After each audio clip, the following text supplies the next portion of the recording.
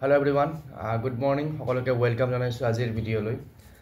অহাকালি 5 জুন আৰু আমাৰ যে টেট কাম ৰিক্ৰুটমেন্ট টেষ্টৰ যেটো ৰিজাল্ট দিয়া কথা আছিল অলৰেডি এটা ৰিজাল্ট দিছে পেপাৰটো যিখন পোষ্ট গ্ৰেজুৱেট টিচাৰৰ কাৰণে আছিল। এতিয়া গ্ৰেজুৱেট টিচাৰৰ ৰিজাল্ট অহাকালি অৰ্থাৎ 5 জুনত দিয়া কথা আছিল। তো যেহেতু পিজিটি ৰিজাল্ট দিলে আৰু পিজি ডকুমেন্ট ভেৰিফিকেশনৰ কাৰণে মানুহবিলাক সিলেক্ট কৰিলে কোনে ডকুমেন্ট ভেৰিফিকেশনৰ কাৰণে যাব বা কোনে নাযাব।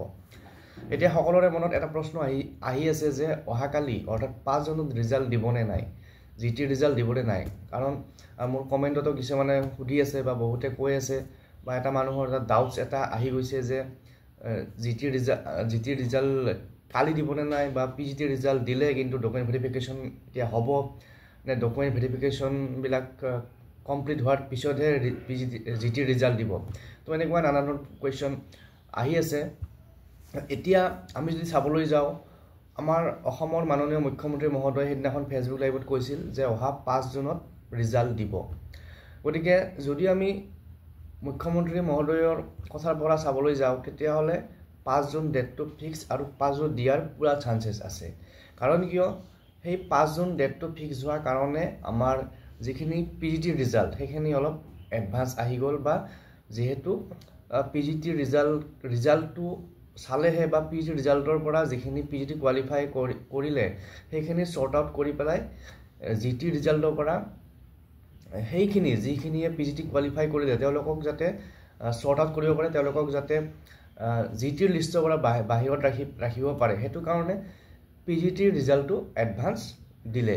এতিয়া কনফাৰ্ম আমি যদি চাবলৈ যাওঁ অহাকালি জিটিৰ ৰিজাল্ট দিবলৈ নাই, গ্ৰেজুৱেট টিচাৰৰ ৰিজাল্ট দিবলৈ নাই। তো সেইটো হিচাপত চাব গ'লে সেই কনফাৰ্মেশ্যনটো আমি আজি সন্ধিয়া বা কাইলৈ মৰ্নিং পাম। কাৰণ যদি ৰিজাল্ট দিয়ে চৰকাৰে ইন জেনেৰেল বা গভৰ্ণমেণ্টৰ ফালৰ পৰা এদিন আগত নটিচ দিব আৰু ৰিজাল্টৰ যিখিনি কেনেকৈ চাব বা ৰিজাল্ট কি হিচাপত কৰিব বা তাতে কিছুমান আগতীয়াকৈ কিছুমান তাতে গাইডলাইন দি দিয়ে। গতিকে আজি সন্ধিয়া বা কাইলৈ মৰ্নিং আমি গম পাম যে ৰিজাল্ট একচুৱেলি অহাকালি দিবনে নাই। গতিকে আজিৰ ভিডিঅ'ত এইখিনি আলোচনা কৰিলোঁ আৰু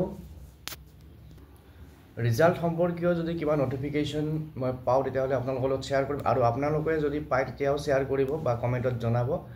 আৰু ইতিমধ্যে আমাৰ যিটো ৰিজাল্ট যেহেতু পিজিটি ৰিজাল্ট হৈ গ'ল, এতিয়া পিজিটিৰ ৰিজাল্টৰ পিছত যেহেতু তাতে পিজিটিত যিখিনি কোৱালিফাই হ'ল তেওঁলোক অলৰেডি গ্ৰেজুৱেটৰ যিখন গ্ৰেজুৱেট টিচাৰৰ লিষ্টৰ পৰা সেইখন লিষ্টৰ পৰা তেওঁলোকক বাহিৰ কৰি ৰাখিব বুলি কৈছে। ইতিমধ্যে আমাৰ এডভাৰটাইজমেণ্ট লিখা আছে যে যিখিনি কেণ্ডিডেট কোৱালিফাই হয় পিজিটিত তেওঁলোকক আৰু গ্ৰেজুৱেট টিচাৰৰ লিষ্টত ৰখা নহয়। গতিকে হয়তো যিহেতু আমাৰ পিজিটি ৰিজাল্ট দিয়া আজি 4-5 দিন হৈ গ'ল, তো হয়তো এইখিনি সময়ত চৰকাৰে বা সেবাৰ পৰা এই কামখিনি কৰিছে আৰু আশা কৰিছোঁ অহাকালি ৰিজাল্ট সকলোৱে পাব। সকলোকে অল দ্য বেষ্ট জনালোঁ। আজিলৈ এৰিছোঁ, অন্য এটা বিষয় লৈ পেলাই পুনৰ আহিম। Thank U.